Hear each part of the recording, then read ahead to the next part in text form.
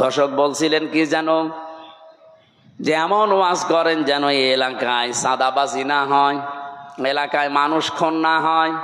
তা আমরা তো ওইটাই চাই, ওইটা যেন আসতে না পারে। আমি একটা হাদিস পড়ছিলাম আজকে আসার সময়, নবীজি বলেন, আর ইবনে ওমর রাদিয়াল্লাহু তাআলা আনহু قال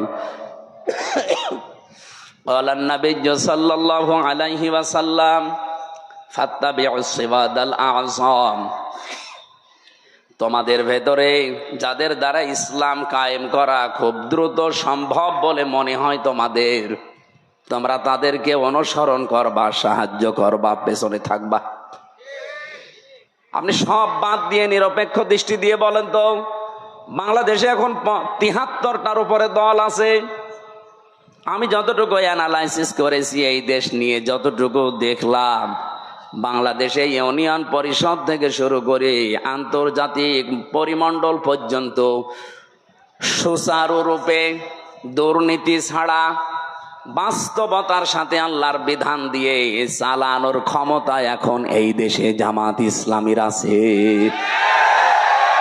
যদি অন্য কোন দলের থাকে আপনি নাম বলেন, আমি তার ওয়াজ করব, বলেন।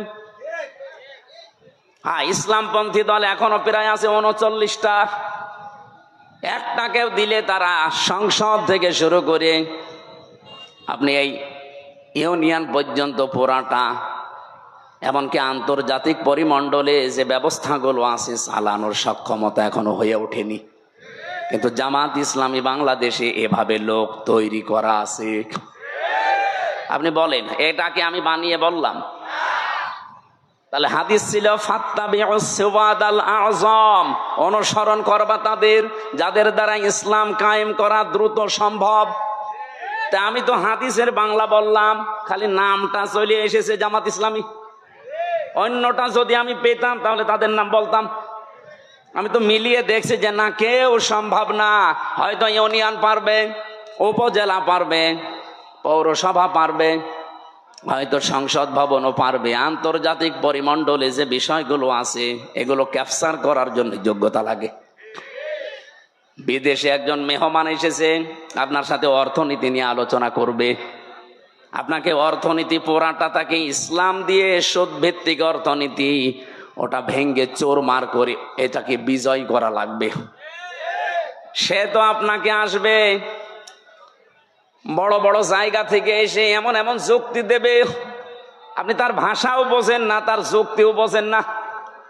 আপনি শুধু নিজের দেশ নিয়ে চলতে পারবেন। এতটুকু একটা দেশে প্রায় 18 কোটির উপরে আমরা মানুষ বাস করি। আমি বিশ্বের এমনও দেশে গেছি, এই দেশের তুলনায় ওই দেশটা কমপক্ষে 7 ডবল বড়, অথচ মানুষ মাত্র 1 কোটি। বলেন তো, এর চাইতে 7 ডবল বড় একটা বিশাল দেশ, মানুষ মাত্র 1 কোটি। তাও বাংলাদেশের মানুষ সেখানে আছে 40 লাখ। আর ওই দেশের মানুষ এবং বিভিন্ন জায়গা থেকে এসে হয়েছে 60 লাখ। অথচ দেশটা এই দেশের তুলনায় 7 ডবল বড়।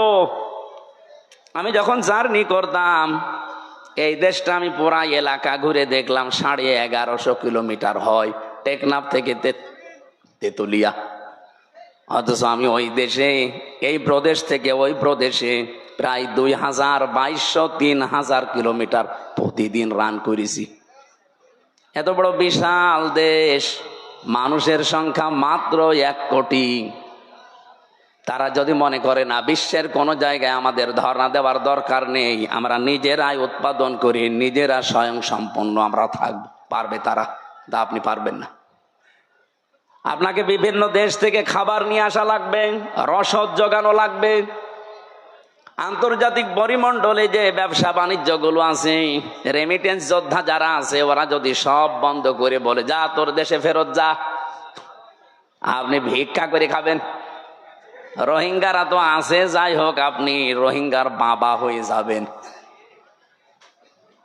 এই জন্য বাস্তবতার দিকে তাকিয়ে বলছি ভাই, আমরা যা দেখতে পাচ্ছি এই হাদিসের আলোকে, ইউনিয়ন পরিষদের মেম্বার থেকে শুরু করে আন্তর্জাতিক পরিমণ্ডল পর্যন্ত সব জায়গায় সততা এবং যোগ্যতা এবং দুর্নীতি মুক্ত ভাবে এরা যে চালাতে পারে তার প্রমাণে 1 বছর 1 মাস।